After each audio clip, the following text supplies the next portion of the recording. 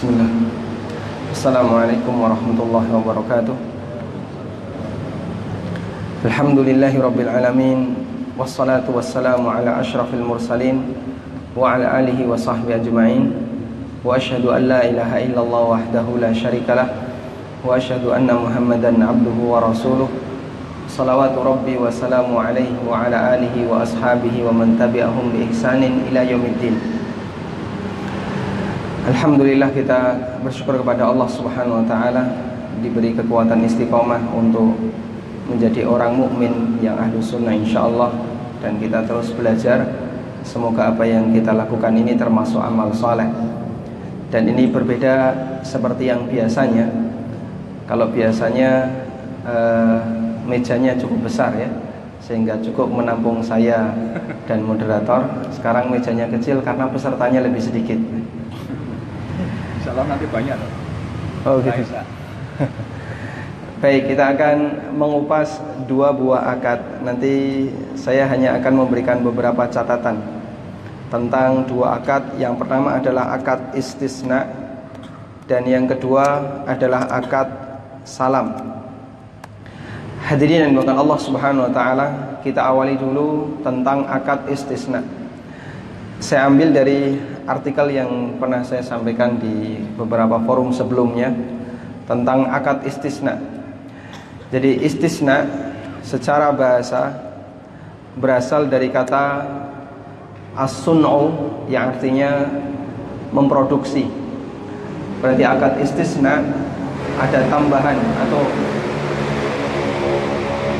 mengikuti wazan istif'al, berarti talabus syai', meminta sesuatu. Istisna artinya adalah talabu as-sun'u, meminta untuk dibuatkan sesuatu. Karena itulah akad istisna terjadi antara dua pihak. Yang pertama adalah konsumen, dan yang kedua siapa? Soni. Apa itu soni? Yang kedua adalah soni atau produsen. Sehingga di antara keistimewaan akad istisna, penjual tidak sebatas menjual barang, tapi dia adalah pihak yang punya unit produksi. Karena itulah pihak penjual dalam akad istisna dia memiliki dua unsur. Pertama, memiliki unit produksi, dan yang kedua memiliki barang yang dijual. Karena itulah dalam akad istisna ada unsur yang dia mempengaruhi unit produksi, dan unsur unit produksi, unsur yang mempengaruhi unit produksi ini banyak dipengaruhi oleh jasa. Nah, berangkat dari sini ulama berbeda pendapat. Dalam akad istisna sebenarnya yang lebih menjadi objek itu barangnya ataukah jasanya. Mereka mengatakan objek dalam akad istisna ada dua. Objek dalam akad istisna ada dua. Ada yang kembali kepada produk yang disebut dengan al-ain, dan yang kedua kembali kepada usaha produksi yang disebut dengan al-amal. Mana dari dua ini yang lebih dominan? Ain ataukah amal? Ada yang mengatakan objek dari istisna, objek dari akad istisna adalah barangnya, ainnya. Dan ada yang mengatakan objek dari istisna adalah jasa produksinya. Menurut mereka yang mengatakan bahasanya objek dari istisna adalah ainnya, barang yang diproduksi, maka mereka mengatakan dalam akad istisna selama barang itu belum ada, maka belum boleh diperjualbelikan. Saya ulangi ya. Jadi ulama berbeda pendapat. Yang pertama, objek akad istisna ada dua. Ada ain, ada amal. Sampai di sini paham? Paham. Lalu ulama beda pendapat. Mana dari dua objek ini yang lebih dominan? Ainnya ataukah amalnya? Objek ain ataukah objek amal? Pendapat pertama mengatakan objek yang lebih dominan adalah ain. Objek yang lebih dominan adalah ain, bendanya. Karena yang diinginkan konsumen itu bendanya. Karena objek yang lebih dominan adalah ain, maka penentu akad istisna itu boleh dilakukan atau tidak adalah keberadaan ain. Penentu boleh dan tidaknya akad istisna adalah keberadaan ain, keberadaan barang. Sementara kita punya koridor bahwa jual beli barang yang belum ada objeknya tidak diperbolehkan. Sampai di sini dong atau belum? Dong, insyaallah ya. Saya ulangi lagi. Objek dalam akad istisna menurut pendapat yang pertama ini apa? Barang, ain. Karena itu penentu boleh dan tidaknya akad istisna adalah keberadaan ain, keberadaan barang. Dan kita punya kaidah bahwa transaksi diperbolehkan jika objek akadnya ada. Jika objeknya tidak ada, maka mengurangi salah satu di antara rukun akad, yaitu objek transaksi, sehingga akadnya dianggap batal. Karena itu menurut pendapat yang pertama ini, akad istisna berlangsung jika barangnya sudah ada. Saya cuma mau membuat kesimpulan. Menurut pendapat yang pertama, akad istisna boleh diberlakukan jika barangnya sudah ada. Jika barangnya belum ada, maka terhitung sebagai bai' ma'dum, terhitung sebagai jual beli barang yang tidak ada. Jelas? Paham insyaallah ya? Nah, kayaknya lagi mencerna. Suasananya suasana bingung. Saya tulis di sini ya. Penentu adanya akad istisna menurut pendapat ini ya adalah keberadaan barang. Sudah? Sehingga jika barang belum ada, maka yang terjadi apa? Yang terjadi apa? Maka akad istisna tidak boleh dilakukan. Kenapa? Karena jika barang belum ada, termasuk jual beli ma'dum. Apa ma'dum? Jual beli objek yang tidak ada. Paham? Karena itulah menurut pendapat yang pertama ini, akad istisna baru boleh dilakukan setelah barangnya jadi. Sehingga pada saat konsumen datang, Pak, saya pesan barang X. Baik, kami proses. Lalu Anda bayar sesuatu, maka yang terjadi di sini adalah jual beli ma'dum. Sehingga yang boleh dilakukan hanya sebatas rencana beli. Dan itu tidak mengikat. Karena sifatnya rencana beli, tidak boleh ada DP. Kenapa tidak boleh ada DP? Karena kalau ada DP, jadinya jual beli kali bil kali. Sudah? Paham di sini? Sebentar, saya ulangi lagi ya.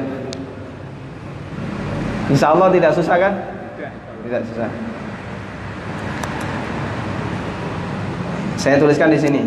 Jika konsumen pesan barang sudah ada belum? Belum.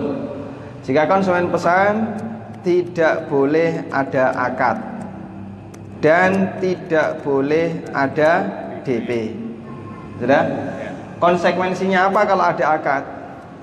Jika dilakukan akad, maka jual beli ma'dum. Nah, tadi ya, barangnya belum ada. Dan jika ada DP, maka jual beli kalik bil kalik, jual beli utang dengan utang. Jual beli utang dengan utang, paham ya? Duitnya belum tunai, barangnya belum ada, dan ini dilarang dengan sepakat ulama. Sudah paham sampai di sini? Karena itulah kalau misalnya Anda datang ke penjahit, menurut pendapat yang pertama ini, Pak, saya tolong dibuatkan baju seperti ini, pokoknya ukurannya kayak gini. Kemudian penjahit gambar, kemudian dia ngukur ukuran tubuh kita dan seterusnya. Maka pada saat Anda pesan, ini sifatnya baru rencana beli, tidak boleh ada akad, tidak boleh ada akad, tidak boleh ada DP, sifatnya baru rencana beli. Karena sifatnya baru rencana beli, sehingga ketika pesan hanya rencana beli. Karena sifatnya baru rencana akad, maka tidak terikat. Tidak terikat sehingga boleh dibatalkan. Cuma nanti ulama beda pendapat, apakah boleh nanti pihak produsen minta ganti rugi atau tidak. Dan menurut sebagian pendapat mengatakan boleh dengan dalil istihsan. Istihsan itu mengambil kesimpulan hukum dalam rangka untuk mewujudkan kemaslahatan di masyarakat, yang kalau itu tidak dilakukan bisa menimbulkan kedzaliman. Baik. Pendapat yang pertama ini pendapat jumhur ulama. Dan termasuk diantaranya di dalamnya adalah mazhab Hambali. Sudah? Saya beralih ke pendapat yang kedua. Sampai di sini jelas insyaallah ya? Yang nggak jelas boleh langsung angkat tangan. Ada air di sini? Ini bukan pertanyaan ya, bagian mana yang belum jelas? Kalau pertanyaan nanti, Anda jangan nyampaikan kasus dulu. Pertanyaan nanti. Yang penting ini paham dulu. Paham insyaallah ya? Paham ya. Paham, alhamdulillah. Saya sampaikan pendapat yang kedua. Pendapat yang kedua, objek dalam akad istisna yang lebih dominan kebalikan dari ini. Kembalikan dari pendapat yang pertama, yaitu apa? Jasa. Yaitu jasa. Adalah jasa atau apa tadi istilahnya? Amal. Jasa. Karena dia objek yang lebih dominan adalah jasa. Sementara jasa itu baru dilakukan setelah transaksi, dan itu semua transaksi jasa seperti itu, maka para ulama mengkiaskannya dengan transaksi ijarah. Menurut pendapat yang kedua ini, objek yang lebih dominan adalah jasa, lebih mendekati akad ijarah, yaitu jual beli jasa. Akad ijarah, jual beli jasa. Sudah? Karena itu, menurut prinsip yang atau pendapat yang kedua ini, selama penjual punya jasa produksi, meskipun objek belum ada sama sekali, akad boleh dilakukan. Sudah? Sebagaimana dalam akad jasa. Sebagai contoh, Anda panggil tukang pijit, Pak, sejam berapa? 70.000. Terus gimana teknisnya? Bayar dulu Pak, nanti tak pijiti, jenengan mau tidur mau tidak tidur terserah. Karena engko nek bayare carry tinggal turu. Wis kadung dipijiti wis kesel, pasiennya turu. Nah, arep nagih bingung ditangeni ra iso. Apalagi nek wis turu kebablasan ra tangi-tangi sampai kiamat ya. Jatuh. Baik.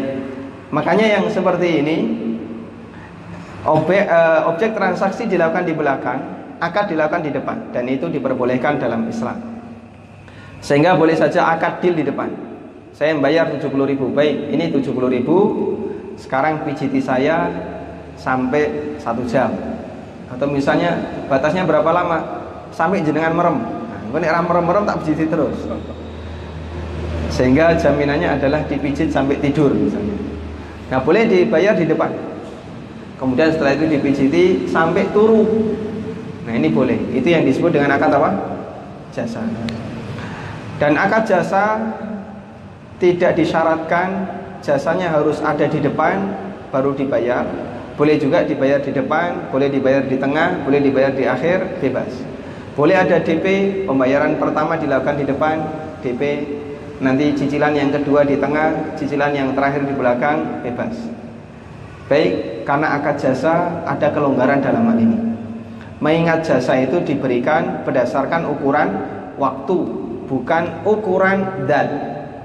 Saya mau membeli jasa pijit Anda sekilo, ada? Tidak bisa. Atau tolong saya diantar ke sana dengan ukuran misalnya 500 kilo beratnya, nggak bisa. Sehingga jamaah yang dimuliakan Allah, dalam akad jasa ukurannya itu kembali kepada ukuran waktu atau ukuran jarak, bukan kembali kepada ukuran zat. Tayyib. Dan insya Allah, atau pendapat yang kedua ini adalah pendapat mazhab Hanafiyah, dan insya Allah jumhur ulama kontemporer lebih mendekatkan kepada akad ijarah atau lebih memilih pendapat yang kedua, sehingga pendapat yang lebih kuat dalam masalah ini adalah bahasanya istisna itu objek utamanya adalah amal, lebih kepada amal dan bukan ain. Baik, konsekuensinya karena dia objek utamanya adalah amal, maka konsekuensi boleh dilakukan meskipun barang belum ada. Yang kedua, akad dilakukan sejak pemesanan,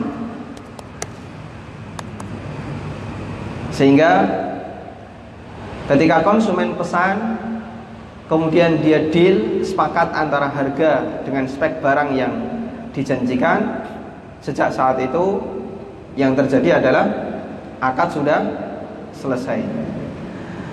Karena akad dilakukan sejak pemesanan, maka sejak pemesanan sifatnya mengikat atau lazim, sehingga tidak bisa dibatalkan sepihak. Kalau dibatalkan sepihak, uang boleh tidak balik. Boleh nggak ada DP? Bolehkah ada DP? Boleh atau tidak ada DP? Boleh. Kenapa? Jawabannya boleh. Kenapa? Karena sudah boleh akad. Dan ini kata kunci. DP atau cicilan pertama boleh dilakukan jika sudah boleh akad. Tapi DP tidak boleh dilakukan ketika belum boleh akad. Baik, kenapa sudah boleh akad? Kenapa sudah boleh akad? Karena akadnya adalah akad jasa. Objeknya adalah jasa dan bukan barang. Dan dalam objek jasa boleh dilakukan akad meskipun jasa belum diberikan. Baik. Dan di antara pertimbangan bahwa akad istisna ini lebih dekat kepada akad jasa, faktor jasa itu lebih dominan. Karena biasanya konsumen dia membeli barang dari seorang sonik, dari seorang produsen, itu mempertimbangkan bagaimana cara dia bekerja, bukan sebatas melihat produk. Misalnya kita membeli nasi goreng misalnya, itu kan termasuk akad istisna. Anda datang ke sebuah warung atau ke sebuah pasar, di situ ada banyak sekali warung nasi goreng. Dari mulai rasa A sampai rasa B sampai rasa bayar, semuanya ada. Terus ketika kita milih salah satu, di antara pertimbangannya adalah saya itu bukan sebatas rasa, tapi resian wonge. Sehingga kenapa saya pilih di warung ini? Meskipun kalau dari sisi rasa lebih enak yang sebelah sana, tapi saya lihat ini itu kalau masak bersih ya, orangnya baik, ramah dan seterusnya. Sehingga faktor-faktor seperti ini diperhitungkan. Ini menunjukkan kalau dalam akad istisna objeknya tidak sebatas barang, tapi lebih kepada jasa. Makanya sampai bagaimana cara dia melayani, sampai bagaimana cara dia memasak, itu kadang kita pertimbangkan.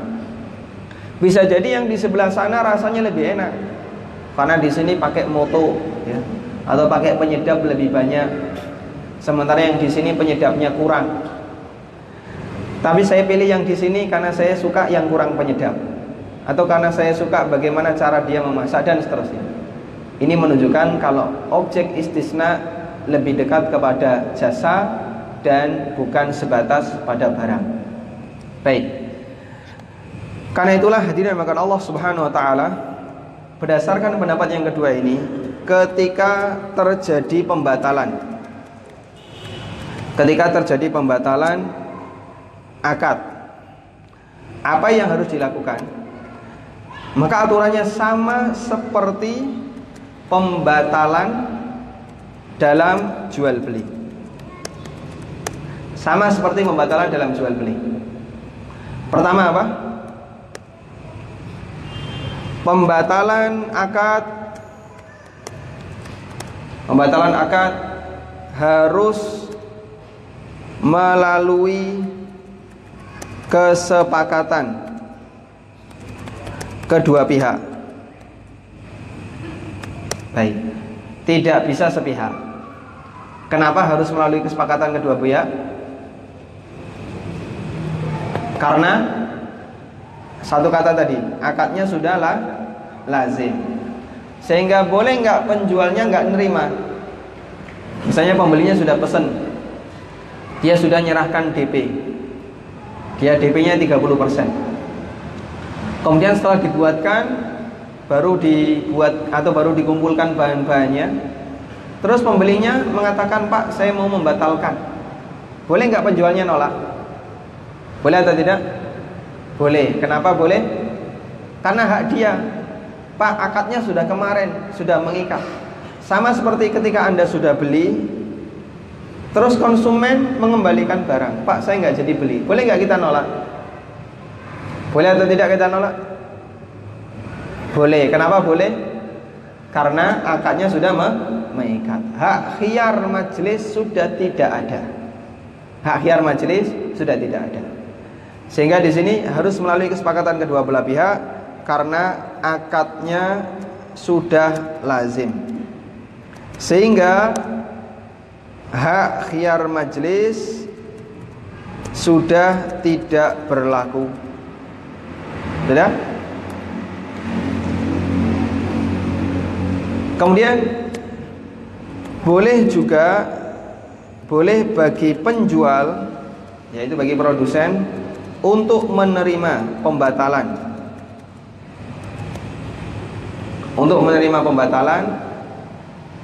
tapi tidak wajib. Dan statusnya adalah sebagai apa ini? Sebagai apa? Sebagai iqalah. Apa itu iqalah? Menerima pengembalian barang yang sudah dibeli tanpa ada sebab, dan ini hukumnya anjuran, tidak wajib. Dan Nabi SAW memberikan janji yang baik bagi para penjual yang menerima iqalah, karena beliau menganggap ini bagian dari makarimul akhlak yang terpuji yang dimiliki oleh seorang muslim. Dia merelakan untuk kemudian haknya yang seharusnya dia pertahankan, dia kasihkan kepada orang lain. Nabi SAW mengatakan, man aqala musliman aqalahullahu asratahu yaumal qiyamah. Barang siapa yang menerima pengembalian barang dari seorang muslim, padahal sudah terjadi akad jual beli, maka Allah Subhanahu wa taala akan menerima dosa-dosanya. Dalam arti Allah mengampuni dosa-dosanya kelak di hari kiamat. Anda membeli sesuatu dari orang atau Anda menjual sesuatu dari konsumen, kemudian konsumen menerima atau konsumen membatalkan akad terus Anda menerimanya, ini salah satu di antara keutamaannya adalah dosa-dosa kita diampuni oleh Allah Subhanahu wa taala kelak di hari kiamat. Dan di antara cara menebus dosa itu banyak kita lakukan dalam transaksi jual beli hadirin, yaitu jadi orang yang gampangan dalam bertransaksi. Baik. Sampai di sini kita anggap selesai untuk masalah istisna. Sudah? Bisa kasih contoh akad istisna? Contoh akad istisna satu. Yang paling banyak di sekitar kita, Pak. Biar kita nggak bingung. Contohnya apa? Gojek. Gojek itu akad jasa, ijarah, ya, bukan istisna. Karena tidak ada yang diproduksi oleh ojek, ya. Contoh akad istisna, menjahit tadi ya, misalnya pesan baju, yang lain. Jual beli rumah, nah, developer itu akadnya akad istisna. Sehingga sekarang kalau ada pertanyaan, boleh nggak ketika kita akad dengan developer kita bayar DP terlebih dahulu, padahal rumahnya belum ada? Boleh atau tidak? Boleh. Tidak boleh atau boleh? Boleh. Tidak boleh menurut pendapat jumhur, boleh menurut pendapat Hanafiyah. Dan kita lebih memilih pendapat Hanafiyah karena yang paling gampang, ya. Baik. Menurut pendapat Hanafiyah boleh. Kenapa? Pertama, developer punya unit produksi, sehingga developer bisa ada unsur jasa di sana. Yang kedua, pihak developer sudah menjual jasanya dan akadnya adalah akad istisna, sehingga boleh saja DP dilakukan di depan. Contoh yang lain, akadnya istisna, catering, jual beli makanan. Yang lain, Pak, ya, cetakan, apa? Percetakan dan seterusnya. Ini semuanya akadnya istisna. Baik. Sekarang kalau ada pertanyaan begini, misalnya ada lembaga keuangan, dan di antara keistimewaan lembaga keuangan itu apa, Pak? Di antara keistimewaan lembaga keuangan, pembayaran harus kredit. Nah, ini ciri khas. Kalau tidak ada ini berarti bukan lembaga keuangan. Baik, pembayaran pasti kredit. Baik.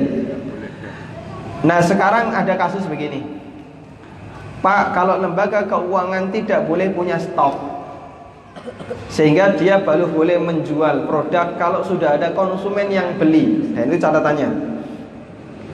Di tempat kita, lembaga keuangan tidak boleh punya stok, sehingga nggak boleh dia kulak barang terus mengendap terlebih dahulu, sementara calon konsumennya belum ada, bayarnya belum ada. Ini nggak boleh. Yang boleh berdasarkan regulasi BI adalah konsumennya sudah ada dulu, baru didatangkan barangnya. Nah, ini boleh. Baik. Tapi kalau konsumennya ada dulu, lalu baru didatangkan barang, yang terjadi apa? Yang terjadi apa? Bank menjual barang yang belum dimiliki. Bank menjual barang yang belum dimiliki.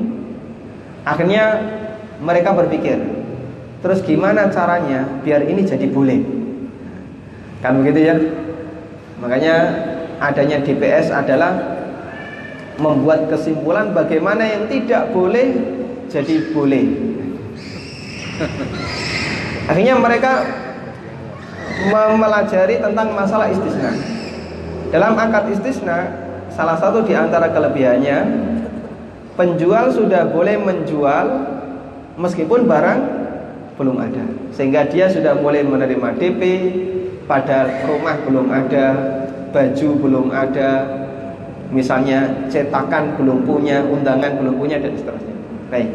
Akhirnya bank membuat akad istisna. Nah, kira-kira menurut Bapak Ibu, bank melakukan akad istisna boleh atau tidak? Boleh atau tidak? Tidak boleh. Boleh atau tidak? Tidak boleh. Yang mengatakan boleh angkat tangan. Ayo. Ikuti saya, angkat tangan. Yang mengatakan tidak boleh angkat tangan. Baik, kenapa tidak boleh? Hah? Karena ya, baik. Kenapa tidak boleh? Mengapa lembaga keuangan LK tidak boleh melakukan akad istisna? Ada satu kata kunci. Mengapa tidak boleh? Karena tidak punya unit produksi. Dan ini syarat ya. Dan ini syarat. Karena tidak punya unit produksi, atau dengan kata lain, karena bank bukan produsen. Sehingga kalau bank itu bukan produsen, maka bank tidak boleh melakukan akad produksi, akad istisna. Makanya penjual dari penjelasan singkat tadi bisa kita bagi menjadi dua ya. Produsen dan yang kedua trader. Bank di mana? Kalau misalnya dia mau mengembangkan jual beli di trader. Hanya ini peluangnya. Peluang bagi bank atau lembaga keuangan. Kecuali kalau bank punya tukang, punya kuli ya. Nanti karyawannya dijadikan tukang, jadi kuli, dan dia bisa memproduksi rumah. Nah itu baru bank boleh melakukan akad istisna untuk rumah. Bisa dipahami insyaallah? Alhamdulillah, gampang ya. Ini kajian bedah akad dalam muamalah ya. Baik, semoga bermanfaat. Nanti insyaallah setelah Isya kita akan bahas sedikit tentang akad salam insyaallah. Wassallallahu ala nabiyyina Muhammadin wa ala alihi wa sahbihi wa sallam, wa akhiru da'wana alhamdulillahi rabbil alamin. Terima kasih kepada Ustaz Abdul Hafiz Hafizahullah Ta'ala